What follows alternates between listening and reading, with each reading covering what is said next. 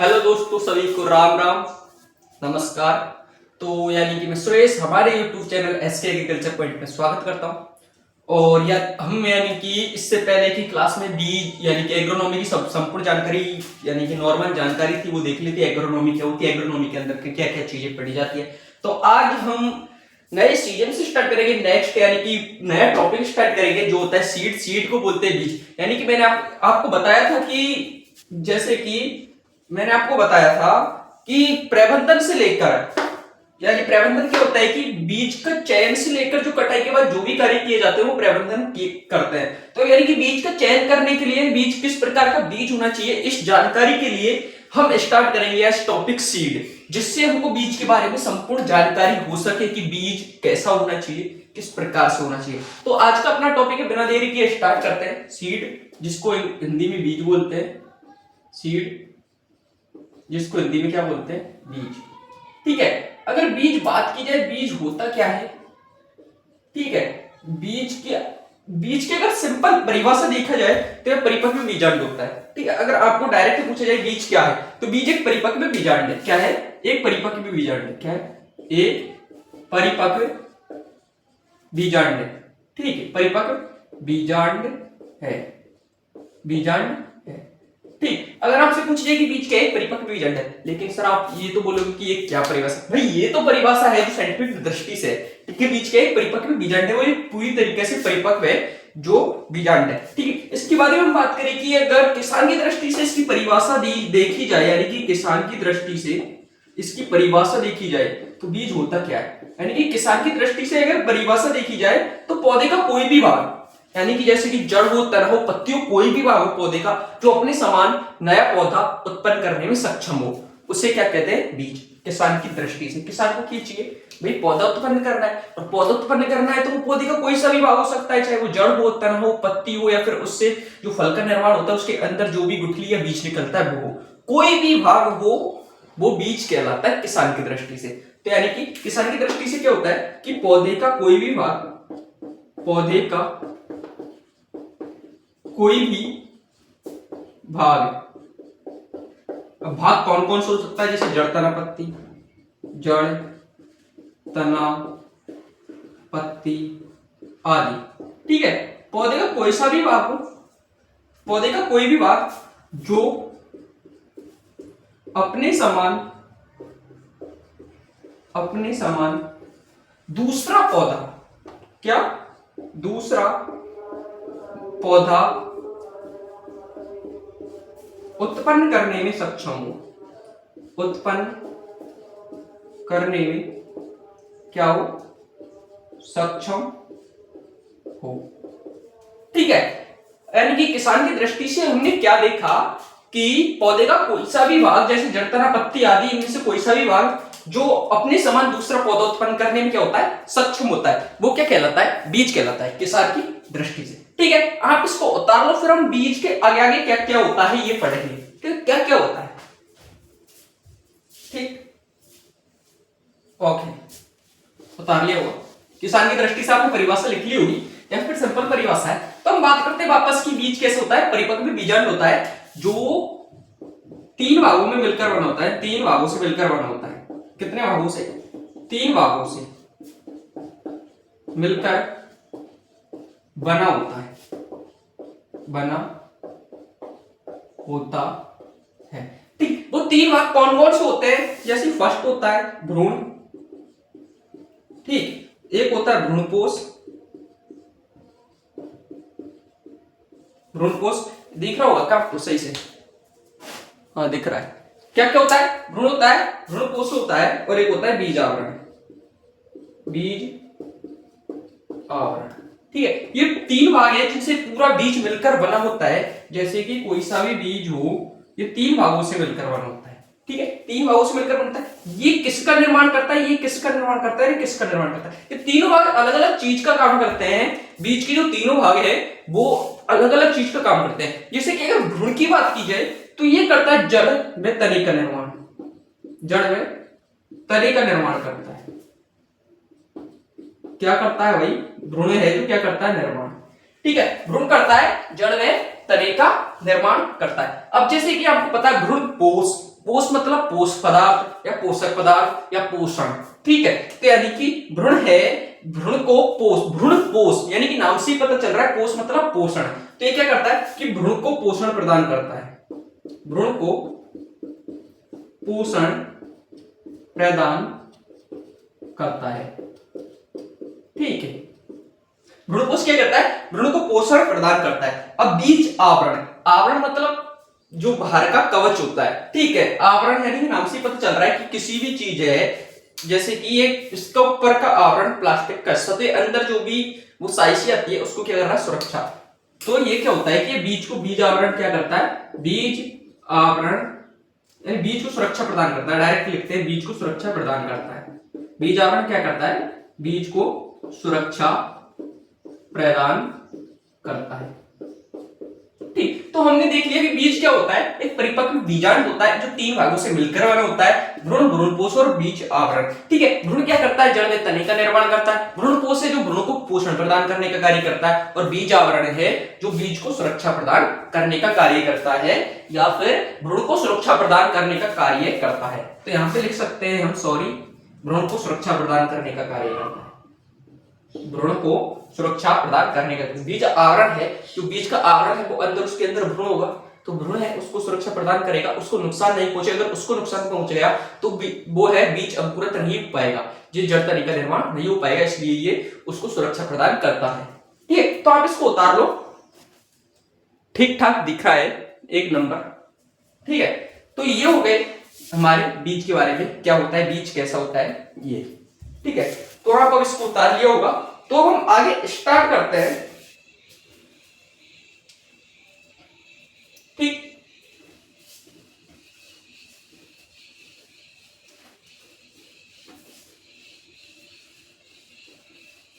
ठीक है, तो हम अब नेक्स्ट स्टार्ट करते हैं कि दाना क्या होता है, बीज क्या होता है, ठीक है। तो मैं आपको बता रहा था, जैसे कि ये दाना है ना, और ये कोई बीज है, क्या है, बीज, ठीक है। तो मैं आपसे एक क्वेश्चन पूछूं, क्या दाने को बीज बोल सकते हैं या बीज को दाना बोल सकते हैं? तो इसमें यानी कि ज्यादातर लोग कंफ्यूज होते हैं कि बीज क्या होता है, दाना क्या होता है, ठीक है। तो एक लाइन लिखना है नोट डाल के, इस लाइन को मैं आपको समझाऊंगा। बीज 100% दाना होता है, बीज क्या होता है, 100% दाना होता है, यानी कि एक चीज तो फिक्स हो गई कि बीज है वो दाना है, कितना परसेंट, 100%। लेकिन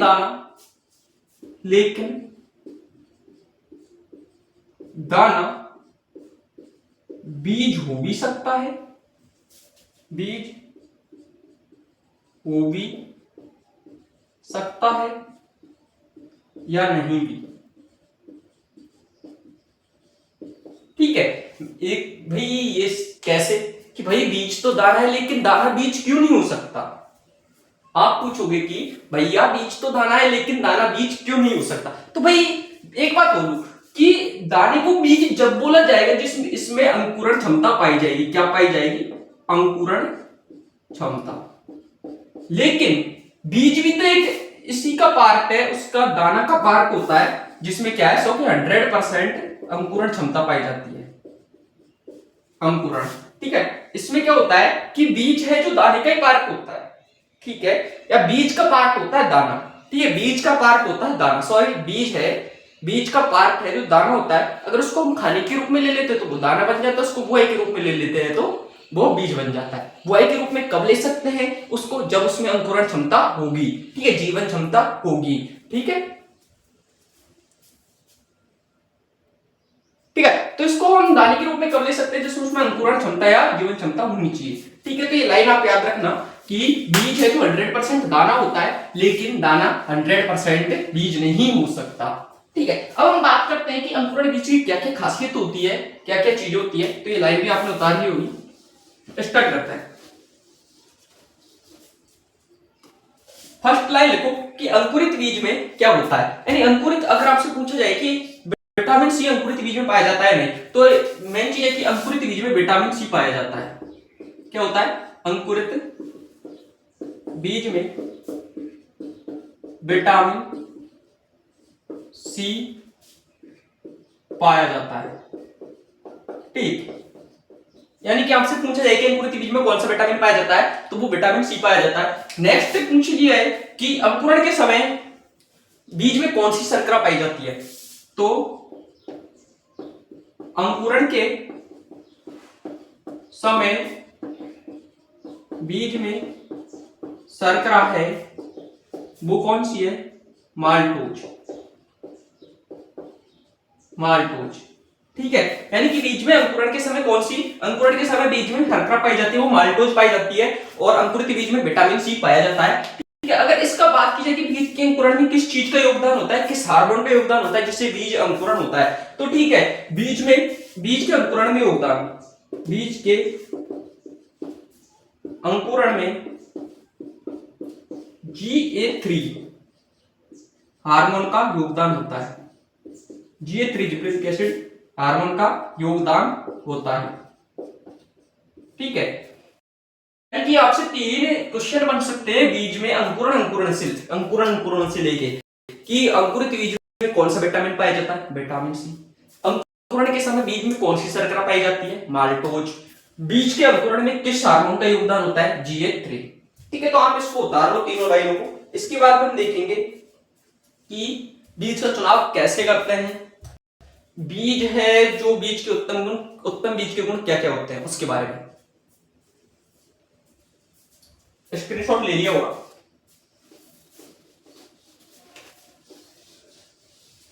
तो हम डालते हैं बीज का चुनाव, क्या करते हैं, बीज का चुनाव।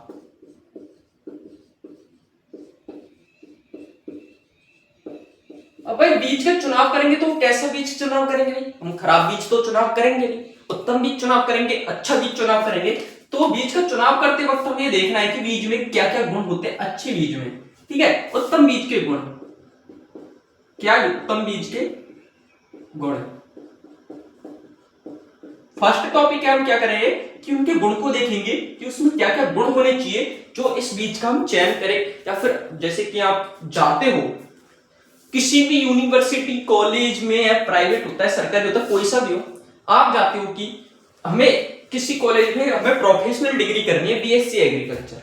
ठीक है, आपके नंबर बैठ रहे हैं, यानी कि जेट के एग्जाम दिए तो आपको, यानी कि ICAR के एग्जाम दिए, वो तो नंबरों के अकॉर्डिंग कॉलेज मिलेगा। लेकिन अगर कोई बंदा है जो प्राइवेट कर रहा है तो वो जाएगा पहले यूनिवर्सिटी को विजिट करेगा, उसमें फैकल्टी देखेगा, 4-5 यूनिवर्सिटियों को देखेगा, कोई सा भी क्षेत्र हो, किसी भी चीज को देख लो, कोई भी प्रोडक्ट देख लो, आप 4-5 प्रोडक्टों को देखोगे, फिर देखोगे कि भाई कौन सा अच्छा है, इसमें क्या क्वालिटी है, कौन सी किस चीज के लिए बेटर है। तो इस चीज को आप देखोगे, फिर उसके बाद में उस चीज का क्या करोगे, चयन करोगे कि ये चीज हमारे लिए 100% शुद्ध, प्योर एंड अच्छी है। ठीक है, हमें इस यूनिवर्सिटी में अच्छी फैकल्टी है, तो ये हम पूरी तरीके से देख के उसमें जो भी चयन करते हैं तो वो हम उसके गुणों को देखकर करते हैं। ऐसे बीज के गुणों को देखकर भी बीज का चयन किया जाता है। अगर बीज का चयन किया जाए तो अगर भौतिक शुद्धता की बात की जाए तो क्या होता है कि अगर बीज की भौतिक शुद्धता होनी चाहिए तो कितनी होनी चाहिए, भौतिक शुद्धता अधिक हो। शुद्धता अधिक का मतलब कितनी परसेंट हो भौतिक शुद्धता, यानी कि 98 से 99% उसमें, या फिर 97 से 98% या 98 से 99% हो। ठीक है, भौतिक शुद्धता क्या होनी चाहिए, 98 से 99% हो, यानी कि भौतिक अशुद्धता ओनली 1 से 2% हो, इससे ज्यादा नहीं हो। अगर 1 से 2% से ज्यादा होगी तो अशुद्ध बीज बोला जाएगा। ठीक है, ये हो गई भौतिक शुद्धता की बात। अगर इसकी आनुवांशिक शुद्धता की बात की जाए तो आनुवांशिक शुद्धता तो जितनी ज्यादा से ज्यादा हो सके उतनी ज्यादा होनी चाहिए। आनुवांशिक शुद्धता, अगर आनुवांशिक शुद्धता की बात करें तो 99.9999% होनी चाहिए, क्योंकि भाई उसमें आनुवांशिक शुद्धता होगी तो वही प्योर क्वालिटी का बीज माना जाएगा। ठीक है, अगर इसकी बात की जाए कि भाई बीज का अंकुरण परसेंट अधिक होना चाहिए, भाई बीज का अंकुरण परसेंट तो अधिक होना चाहिए, लेकिन कैसे डिपेंड करता है, अलग अलग फसल का अलग अलग अंकुरण परसेंट होता है। तो हम बात करते हैं अंकुरण परसेंट कैसा होना चाहिए। अंकुरण परसेंट है वो फसल या किस्म के अनुरूप होना चाहिए, यानी कि ये फसल कितनी अंकुरण होती है, कितना इसका अंकुरण परसेंट है, जो वहां से बता रखा है कि इतना अंकुरण परसेंट है तो वो उतने अंकुरित होनी चाहिए, यानी फसल या किस्म के अनुरूप हो, यानी जिस टाइप की हमने किस्म ली है उसके अनुरूप इसका अंकुरण परसेंट होना चाहिए, किस्म के अनुरूप हो। ठीक है, हमने देख लिया अभी क्या होनी चाहिए कि आनुवंशिक शुद्धता 99.99% होनी चाहिए, भौतिक शुद्धता 98 से 99% होनी चाहिए, जीवन क्षमता या बीज कोश उच्च होना चाहिए, जीवन क्षमता या बीज कोश उच्च हो। अगर जीवन क्षमता अच्छी होगी तो वो जमीन में ज्यादा देर तक भी जीवित रह सकता है, अगर जीवन क्षमता लोकल हुई यानी कि नॉर्मल यानी कि बेकार हुई तो वो अगर थोड़ा सा ही उसको कमी हुई किसी भी चीज की तो वो हैंड टू हैंड मर जाएगा। ठीक है, तो ये हो गई इसकी जीवन क्षमता हो। ठीक है, अगर इसकी बात की जाए कि भाई बीज में क्या होना चाहिए, कैसे होना चाहिए, तो वास्तविक उपयोगिता का मान 75% से अधिक होना चाहिए। एक और पॉइंट है इसका इंपॉर्टेंट कि अगर पूछा जाए तो वास्तविक उपयोगिता का मान कितना होना चाहिए, वास्तविक उपयोगिता यानी कि हम इसको उपयोग कैसे करें, यानी कि हम इसको उपयोग करें तो उसमें कितना गुण होने चाहिए, यानी उपयोगिता का मान है सभी का मान कितना होना चाहिए 75% से अधिक, परसेंट से अधिक। ठीक, ये होते हैं बीज के इंपॉर्टेंट गुण, तो आप इनको देख लो, स्क्रीनशॉट ले लो।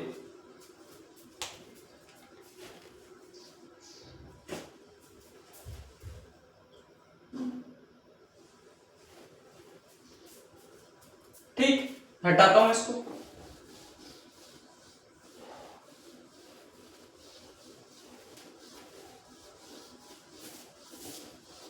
और इसमें एक बात और याद रखिए कि नमी भी क्या हो, अनुकूल हो, ना तो नमी ज्यादा हो ना नमी कम हो। ठीक है, अब इसके बाद में बात करते हैं बीज के स्पेशल गुण, किसकी, भौतिक शुद्धता के बारे में। भौतिक शुद्धता कैसे ज्ञात करते हैं बीज की, उसके बारे में। तो आप हेडिंग लगाओ आज भौतिक शुद्धता, भौतिक शुद्धता। ठीक है, भौतिक शुद्धता क्या होता है कि कैसे ज्ञात करते हैं हम भौतिक शुद्धता, कि भौतिक शुद्धता ज्ञात करना है, इसका परसेंट ज्ञात करना है, तो कैसे ज्ञात करेगी, इसमें भौतिक शुद्धता कितनी है। तो अगर इसका भौतिक शुद्धता ज्ञात करना है तो भौतिक शुद्धता परसेंट, भौतिक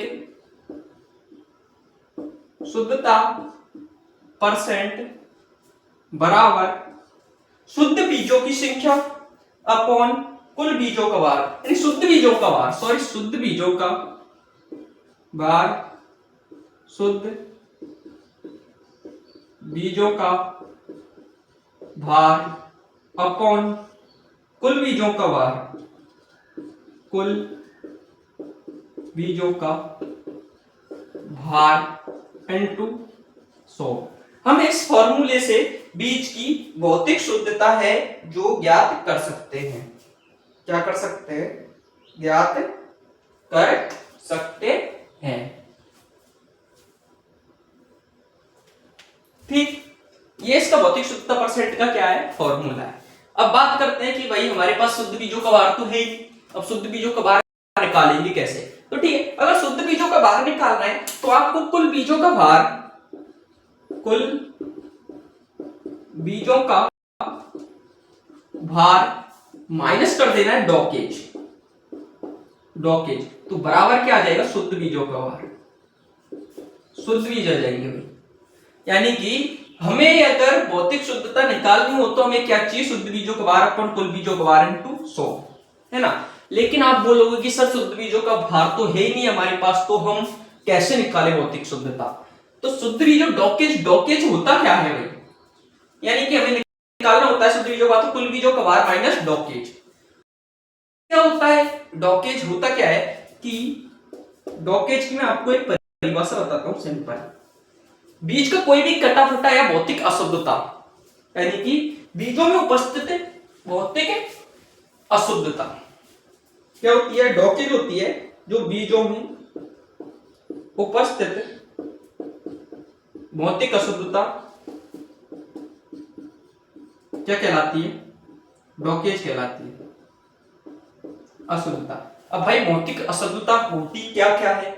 इसमें हो सकता है टूटे हुए बीज, फसल अवशेष है, टूटे हुए बीज हो सकते हैं, खरपतवार हो सकते हैं, कंकड़ पत्थर आदि हो सकते हैं। तो एग्जाम्पल के तौर पर आपको बता दें क्या क्या हो सकते हैं डॉकेज के अंदर।